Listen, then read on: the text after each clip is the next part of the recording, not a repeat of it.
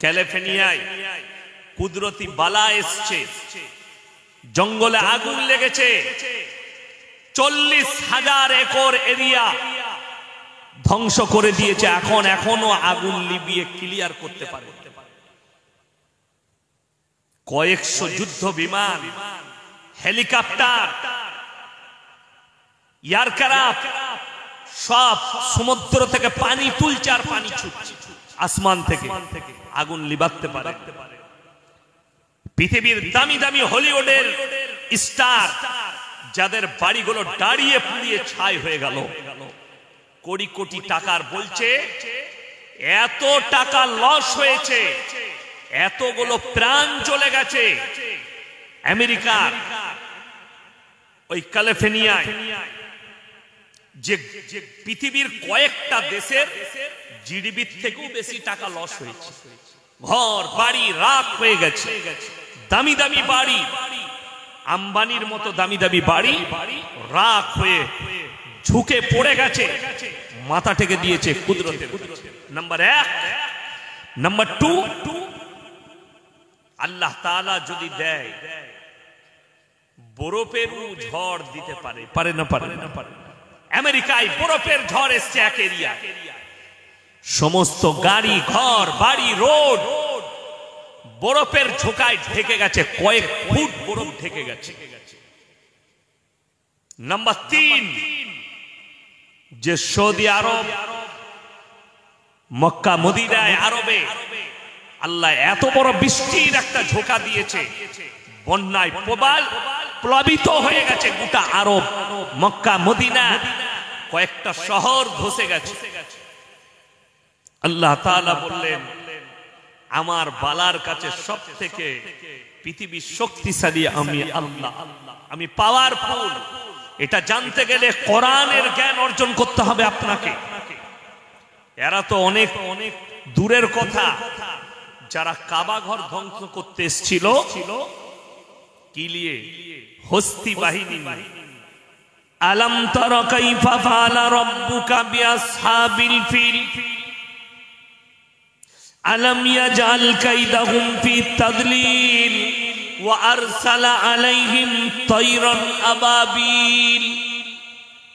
হে আমার নবী, আপনি কি দেখেননি যারা হস্তি বাহিনী নিয়ে আব্রাহা বাদশা, সে বললে কাবা ঘরকে গুড়িয়ে দেওয়া হবে, আমার হস্তি বাহিনীর দ্বারা কাবা ঘর ধূলিসাৎ করে দেব। আমি আল্লাহ রাব্বুল আলামিন তাদের উপরে মিসাইল মারিনি, তাদের উপরে গোলা বারুদ ফেলিনি, আমি খালি একটা পাখি পাঠিয়েছি আবাবিল, আর তাদেরকে হুকুম দিয়েছি মুখে করে পাথর তুলো আর আসমান থেকে তাদের উপরে নিক্ষেপ। সেই পাখিরা আসমান থেকে ঠোঁটে করে ছোট ছোট পাথর নিক্ষেপ করেছে। তার রেঞ্জটা আল্লাহ এত পাওয়ারফুল করেছিল, সেই পাখি ঠোঁটের পাথরটা খালি মুখে করে ছেড়েছে, রেঞ্জটা তৈরি করেছেন আমার আল্লাহ।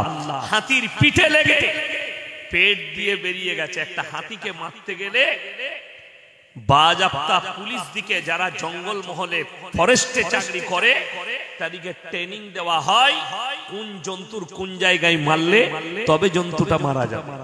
হাতি সব জায়গায় শরীরে গুলি খাবে না, গুলি ছিটিয়ে বেরিয়ে যাবে, কোন জায়গায় মারলে হাতিটা মারা যাবে এটা ট্রেনিং দেওয়া হয়। আর আমার আল্লাহ রাব্বুল আলামিন পাখি দিকে ট্রেনিং দেয়নি, খালি হুকুম দিয়েছে আসমান থেকে খালি পাথরটা নিক্ষেপ করে দাও, এত রেঞ্জ বাড়িয়েছে। রিওয়ায়েতে আছে কাবা ঘরে পৌঁছানোর আগে আমি আল্লাহ রাব্বুল আলামিন ওই হস্তি বাহিনীকে ধূলিসাৎ করে মাটির সাথে মিশিয়েছি। জোরে একবার বলুন সুবহানাল্লাহ। এটা ছিল আল্লাহর পাওয়ার।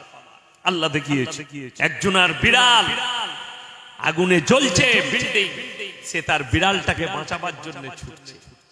তাহলে ভেবে দেখুন, যে মায়ের কোল খালি হয়েছে, চোখের সামনে ফিলিস্তিন গাজায় যে শিশুগুলো মারা গেছে মায়ের কোল থেকে, তাদের চোখের পানিটা কি? যে মা বোমের তারা বাচ্চার পা দুটো চলে গেছে, কোলে করে নিয়ে পাহীন বাচ্চাকে নিয়ে ছুটছে হসপিটালের দিকে, সেই মায়ের চোখের পানিটা একবার মনে করো। এই তো আল্লাহর কুদরতি বালা শুরু হয়েছে, এখন অনেক বাকি আছে। আর আপনি 24 পরগনায় বাস করেন, আপনি কি মনে করছেন আপনি বেঈমানি করবেন, আপনি কুফরি করবেন, আপনি বদ্দিন থাকবেন, আর আপনার কাছে আল্লাহর আযাব পৌঁছাবেন? আল্লাহ যদি ইচ্ছা করে সমুদ্রের ঢেউটা আপনার স্বরূপনগরে মেরে ঢুকিয়ে নিতে পারে, টেনে ঢুকিয়ে দেবে। আল্লাহ তার কুদরতি বালা দেখিয়েছে। তাকিয়ে দেখো, 40,000 একর এলাকা এখনো পর্যন্ত আগুন লিবিয়ে উদ্ধার করতে পারেনি। আমেরিকার এত সেনা, এত বাহিনী, এত হেলিকপ্টার, এত প্রযুক্তি তাদের হাতে, আল্লাহর কুদরতি বালার কাছে ফেলুয়া। এইখানে পৃথিবীর মানুষকে মাথা নত করা দরকার। আল্লাহ ফেরাউনের মতো হারামখোর বাদশাকে আল্লাহ সিজদায় ফেলিয়েছে। তোমরা তো অনেক চানাপুটি, তোমরা কি? ওই জন্য সবাই আল্লাহকে মনে রাখবেন, জোরে বলুন ইনশাআল্লাহ। আল্লাহ কেমন শক্তিশালী, আল্লাহ কেমন পাওয়ারফুল। আল্লাহ কোরআনে বললেন, আমার প্রশংসা আমি নিজে করছি, তোমরা শোনো। হে নবী, পৃথিবীর মানুষকে বলে দাও, আমি আল্লাহ নিজে আমার প্রশংসা করছি। কুল্লাউ কানাল বাহরু মিদাদাল লিকালিমাতি রাব্বি লানাফিদাল বাহরু ক্বাবলা আন তানফাদা কালিমাতু রাব্বি ওয়ালাউ জিনা বিমিথলিহি মাদাদা।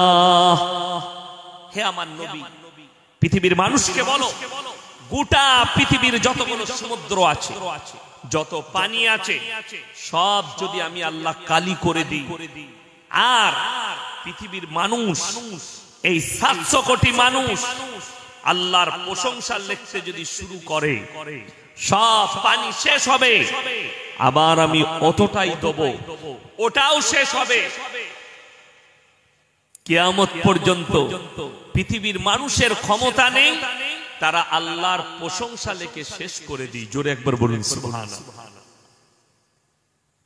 সুবহানাল্লাহ বলতে লজ্জা লাগছে, শরম লাগছে। ওই জন্য আমি একটা জলসাই বলেছি, মোদিজি হচ্ছে আল্লাহর রহমত মুসলমানদের জন্য। বাস্তব কথা বলছি, আপনার গায়ে লাগবে, আপনার ব্রেনে আঘাত লাগবে, কিন্তু একদম দামি কথা। মুসলমানদের জন্য আল্লাহর রহমত আবার যেন গদিতে আসে আর আপনাদের উপরে বুলডোজার চালায়। এটা কোরআনের কথা। মুসলমান যখন দিন থেকে, আল্লাহর রাস্তা থেকে, রাসূলের আখলাক থেকে সরে যাবে, আমি অত্যাচারী বাদশা পাঠিয়ে বদলালো। আপনার মুখ দিয়ে সুবহানাল্লাহ বেরুচ্ছে না। ওই জন্য আমি একটা জলসাই বলেছি, ভারতে যদি 30 কোটি মুসলমান থাকে, 10 কোটি মুসলমান বেঈমান কাফের হয়ে আছে, তারা মুসলমানই নয়। যদি সমীক্ষা করা হয়, বাস্তব কথা বল।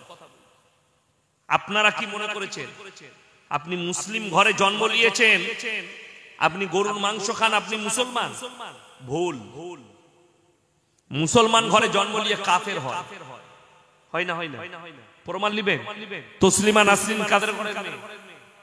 মুসলিমদের ঘরে মেয়ে, কিন্তু কাফের, মুশরিক, বেঈমান। জাস্টিস ইনায়েতুল্লাহ মুসলমান ঘরে জন্ম, কাফের, নাস্তিক।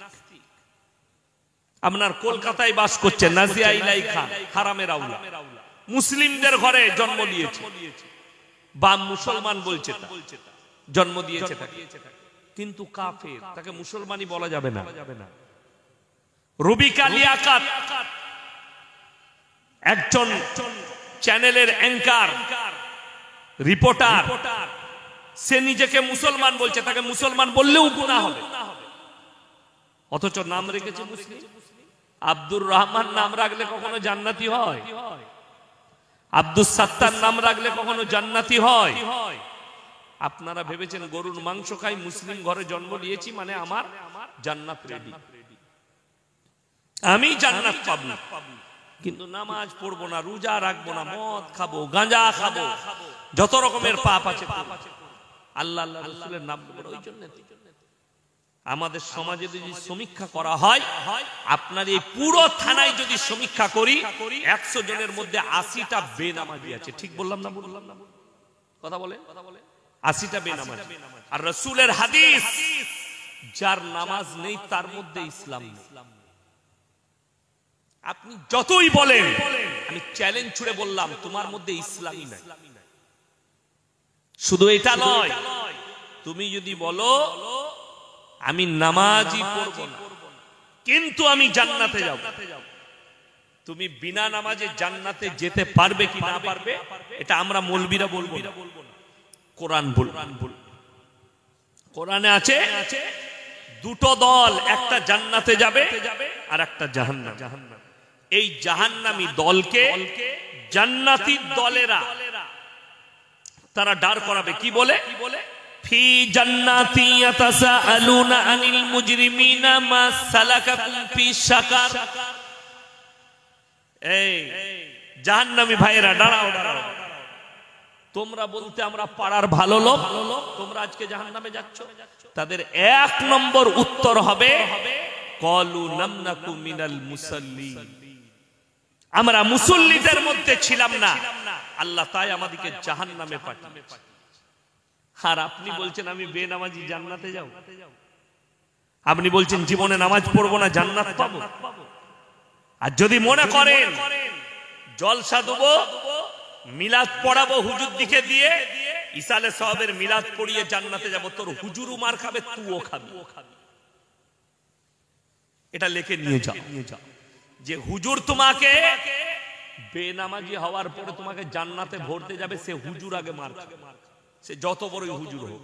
আর বাপের বেটা থাকলে স্টেজে ডেকে নিয়ে দিয়ে তাকে বলো কলম করে কোরআনের এই আয়াতটা কেটে দিয়ে, যেখানে আল্লাহ তাআলা বললেন যে শোনো, তারা উত্তর দেবে ক্বালু লাম নাকু মিনাল মুসাল্লিন, আমরা মুসল্লিদের মধ্যে ছিলাম না, ওয়া লাম নাকু নুতিমুল মিসকিন, আর মিসকিনকে খানা খাওয়াইতাম না, তাই আল্লাহ জাহান্নামে পাঠিয়েছে।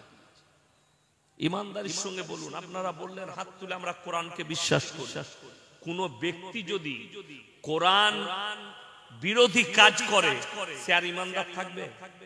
কথা বলে না এরা, থাকবে না। বললেন আচ্ছা সুদ হারাম না হালাল? কথা বলেন না, হারাম। তাহলে আশা করি আপনাদের এখানে কোনো সুদখোর নাই, এরপরে আর কথা বলবেন না, আমি তো জানি। অথচ মুসলিমদের মধ্যে সুদখোর আছে না নাই? কথা বলে কোরআনে আছে ওয়াহাল্লাল্লাহুল বাইয়া ওয়া হাররামার রিবা, সুদকে হারাম করেছি, ব্যবসাকে হালাল করেছি। এরপর কি হলো এখানে? কি হয়েছে জিজ্ঞেস করুন।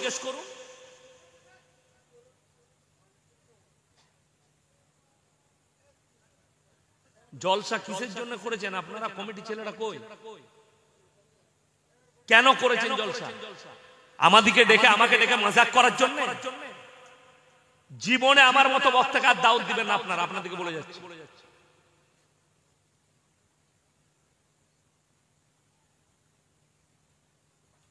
মজাক বানানোর জন্য করেছেন?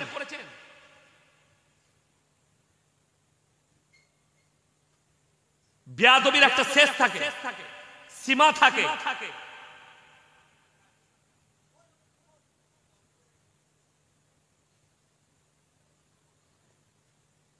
একটা মাজমা করছে, এত বেয়াদব আমি কোথাও দেখিনি।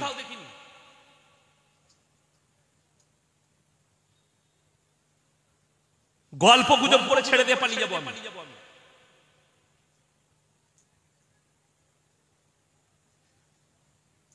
আমার মাথায় ঢুকে গেল এই শোরুম নগরে আর জীবনে দাও দেব না।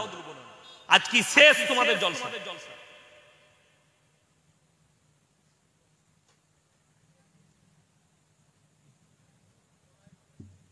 লোকে বলবে বক্তারা রেগে যায়, এই বিয়াদবি কখনো মানা যায়? হাসি মজাক ঠাট্টা করছে, কোরআন হাদিসের আলোচনা চলছে। গাঁজা মদ খাওগা, এগুলো মাতাল ছাড়া আর কিছু নয়। জলসা দিয়ে কি লাভ হবে? ড্যান্স করবে আগামী থেকে এখানে।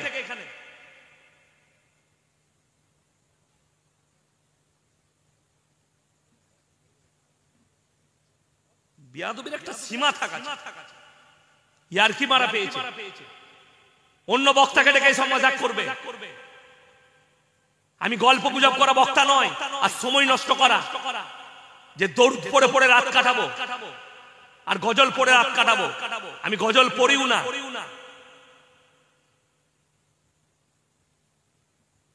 বসবে না, ঘর যেতে বলেছি তো, আমি ঘরে গিয়ে সৌগা। মেলা বসাইছে, মেলাতে যাও, ওইখানে মাজাক করো।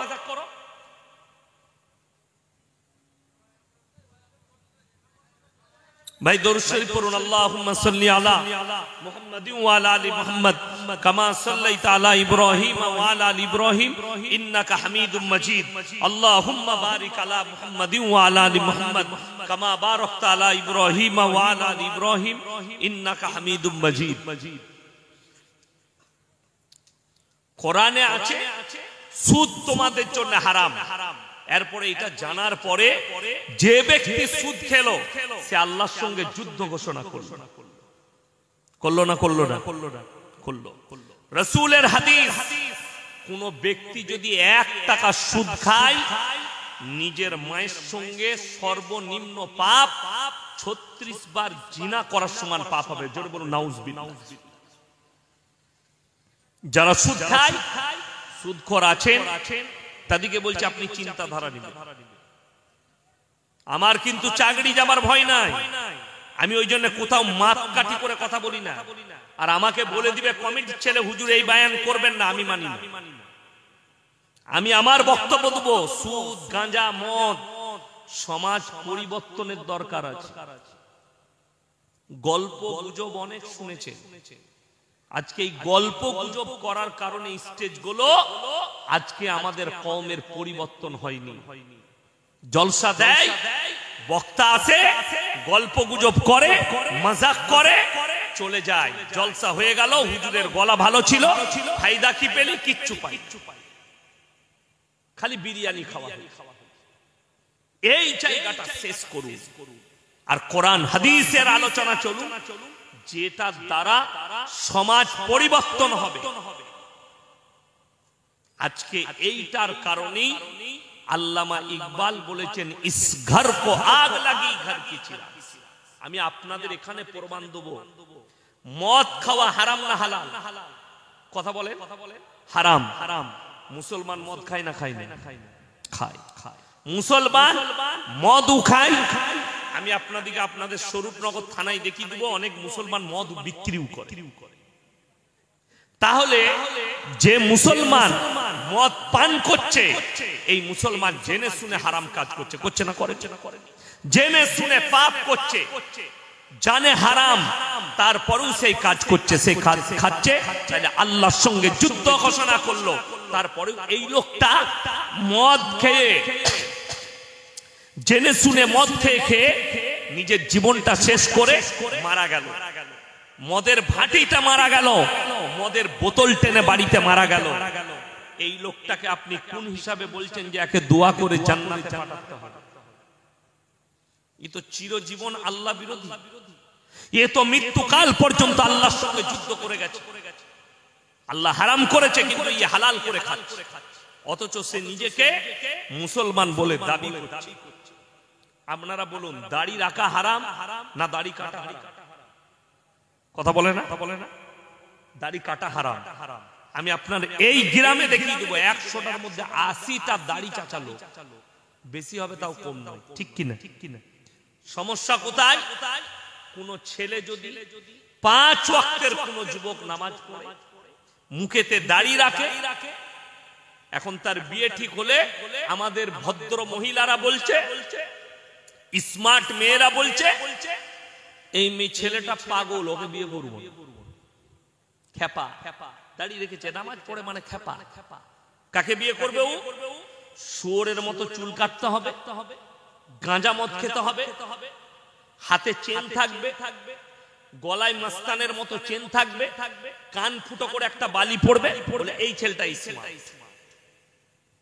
অথচ বুখারী শরীফের রিওয়ায়েতে আছে, যে পুরুষ, যে ছেলে নারীর মতো রূপ ধারণ করবে, হাতে বালা পড়বে, হাতে চেন পড়বে, কানে ফুটো করবে, মেয়েদের মতো চালচলন করবে, কিয়ামতের দিনে আল্লাহ বলবেন তুমি রূপ পরিবর্তন করে দেখাও, তারা বলবে আমরা ব্যর্থ, আল্লাহ তাদেরকে জাহান্নামের রাস্তা অতিক্রম করাবে। আপনি কি করে দিন বুঝলেন? তার কারণ একটাই, সকল মুসলমান জানে, এটা মুখে মুখে জানে, আমলে নাই। মুসলমান আমল কোনগুলো করে জানে? যেগুলো ইসলামী শরীয়তের গুরুত্ব নাই তার আমলটা বেশি, যেগুলো ফরজ, যেগুলোর গুরুত্ব আছে, ফরজ ওয়াজিব, এগুলো আমল করে। এইটা হচ্ছে মুসলমানের সমস্যা। শবে বরাত আসছে, নফল নামাজ নিয়ে মারামারি করবে, ঠিক কিনা? অথচ হারাম করে ফরজ নামাজ পড়ে। ঠিক বললাম না ভুল বললাম? এক ওয়াক্তের নামাজ পড়ে না, এই শবে বরাতের রাত্রে জেগে ৭৫ রাকাত নামাজ পড়ে। আচ্ছা বলুন তো, একটা স্কুলের ছেলে কোন পরীক্ষা দেয়নি, শুধুমাত্র মৌখিক পরীক্ষা দিয়েছে, সে পাস করবে না ফেল করবে? ফেল করবে। তার কারণ সে লিখিত পরীক্ষা দেয়নি, খালি মৌখিক দিয়েছে। আপনার জীবনে একটা ফরজ ইবাদত নাই, আছে কি? শুধুমাত্র শবে বরাতের নামাজ। জান্নাত যাবে না যাবে না? সে মাল আটকাবে না আটকাবে না? আটকিয়ে যাবে। তুমি নফলের গুরুত্ব বুঝলে, ফরজের গুরুত্ব বুঝলে। শুধু তাই নয়, আজকে মুসলমানের কাছে কমি হচ্ছে। প্রত্যেকটা মুসলমান জানে মুসলমানের জন্য দ্বীনি শিক্ষা অর্জন করা কি বাবা? এ কথা বলে না এরা, ফরজ। অথচ আপনার কাছে দ্বীনি শিক্ষা নাই। ৯০টা মুসলমানের কাছে দ্বীনি শিক্ষা নাই, আর যার কারণে আপনার হারাম হালাল বিচার করার, চুজ করার ক্ষমতা, কোনটা হারাম কোনটা হালাল সমাজে এটা বিচার করার ক্ষমতা আপনার কাছে নেই। যার কারণে বেঈমান কাফেররা কামিয়াবি লাভ করেছে, আমরা নাকাম। আপনার সম্পর্ক আলেম থেকে বিচ্ছিন্ন, কোরআন থেকে বিচ্ছিন্ন, রাসূলের আদর্শ থেকে বিচ্ছিন্ন। একটা মোবাইলের দাম ১৫,০০০, ধার দেনা করেও বিবিকে একটা মোবাইল কিনে দিয়েছে, সন্তানকে একটা বন্ধন লোন নিয়ে, গ্রুপ লোন নিয়ে মোবাইল কিনে দিয়েছে, কিন্তু ৫০০ টাকা দামি একটা বাংলা মানে কোরআন বিটিকে কিনে দিতে পারে। আপনি বলছেন আমার বাড়িতে বরকত চাই। বরকত নেবেন কিসে? নামাজ পড়বো না, রোজা রাখবো না, কোরআনের তেলাওয়াত করবো না, হুজুরের তাবিজে বরকত। এক শ্রেণীর মানুষ আমাদের হুজুরের পেছনে ছুটে বেড়াচ্ছে। আমি ২৪ পরগনায় দেখেছি, এই উত্তর ২৪ পরগনা, আমি জায়গার নাম বলবো। আমি স্টেজে যাব, তার আগে বলছে দাঁড়ান ১০ মিনিট লেট হবে। কেন? আমার আগে যিনি হুজুর বয়ান করছিলেন বলে উনি স্টেজে তাবিজ বিক্রি করছে। এই উত্তর ২৪, আমি জায়গার নাম বলবো আর হুজুরের নাম বলবো। সে তাবিজ বিক্রি করছে আল্লাহর কসম, স্টেজে, আর মানুষ কিনছে। এই তাবিজটা ছেলে হবে ৫০১ টাকা দাম, এই তাবিজটায় ক্যান্সার ভালো হবে ২১০১ টাকা দাম। এইভাবে তাবিজ গুলো স্টেজে বিক্রি করছে। তেনার বিক্রি হয়ে গেল, আমি গেলাম, আমি বললাম বরকতের তাবিজ কে কে নিয়েছে? হাত তুলল। আমি বললাম বাবা তোমার ক টাকা ইনকাম? হুজুর মাসে আমি ৩০,০০০ ইনকাম করি। আলহামদুলিল্লাহ, ৩০,০০০ ইনকামটাই কম পড়েছে, তাই বরকতের তাবিজ। আমি বললাম তোমার ইমামের বেতন কত? ৬,০০০। ইমাম সাহেবের বেতন ৬,০০০। আমি বললাম তাবিজে যদি তোমার বরকত হবে, তাহলে এরকম বোকা হুজুর কেউ আছে যে লোককে বড় লোক করে নিজে গরিব থাকে? কথা বলে না? আমার মাদ্রাসায় আমার ১১,০০০ টাকা বেতন, আমার আব্বার মাদ্রাসা। তো আমাকে যদি আপনাদের গ্রামের কেউ বলে হুজুর যখন বর্ধমান থেকে এসেছেন একটা বরকতের তাবিজ দিয়ে যান, তোমার ইনকাম কত বাবা? বলে মাসে ৫০,০০০। তাহলে তাবিজটা ওকে আগে লাগবে না আমাকে লাগবে? আমাকে লাগবে। ও তো ৫০,০০০ টাকা ইনকাম করে, আমার ১১,০০০ ইনকাম। এই জিনিসটা বুঝতে আপনি পারেননি, তার কারণ হচ্ছে আপনার কাছে দ্বীন নাই, আপনার কাছে দ্বীনি শিক্ষা নেই, আপনার কাছে আপনার বাড়িতে কোরআন হাদিসের চর্চা নেই।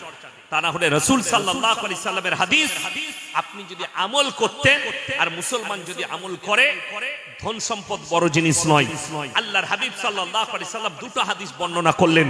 নাম্বার 1, যারা আল্লাহর রাস্তায় দ্বীনের পথে থাকবে আমি আল্লাহ মৃত্যুকাল পর্যন্ত তাদেরকে ইজ্জতের রুজি দান করব।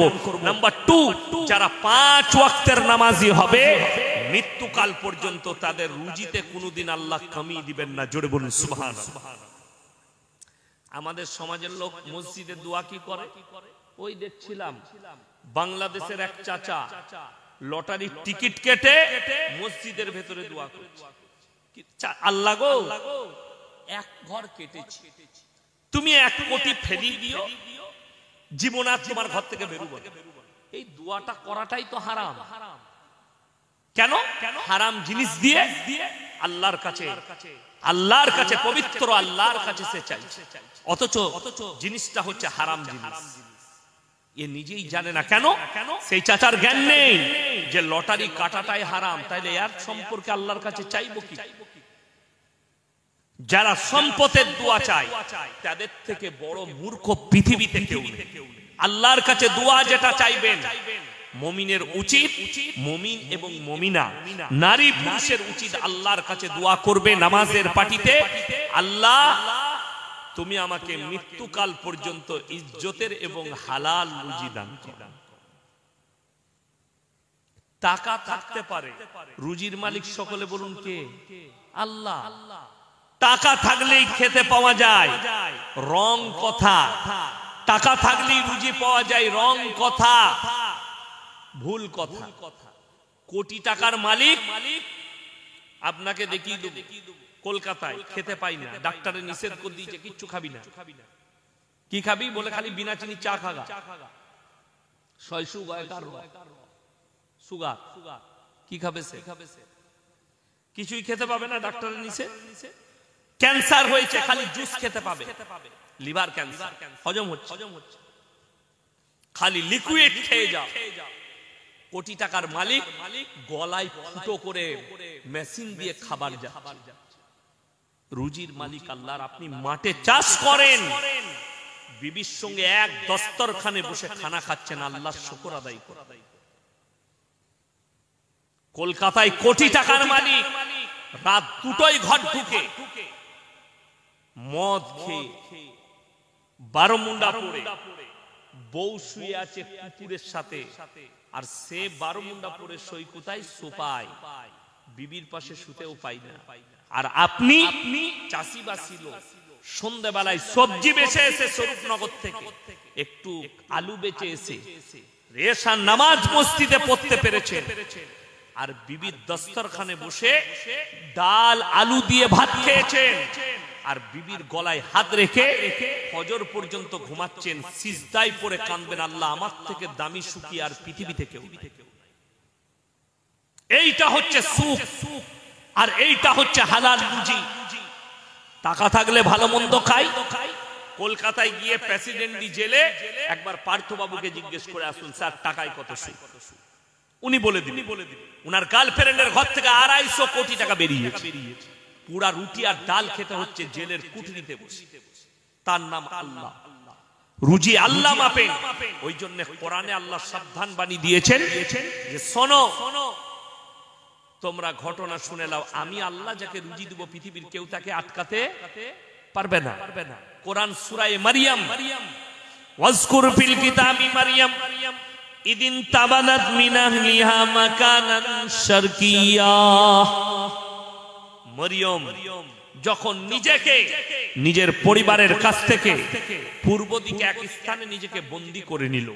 মরিয়মটাকে হযরতে ঈসা মসির মা, ঈসা নবীর মা মরিয়ম, সূরা মারিয়াম তার নামই অবতীর্ণ হয়েছিল, এবং তার সম্পূর্ণ ঘটনা বৃত্তান্ত আল্লাহ এই সূরা মারিয়ামে বর্ণনা করেছেন, এবং অন্যান্য নবীদের কথাও আল্লাহ তাআলা এই সূরায় উল্লেখ করেছেন।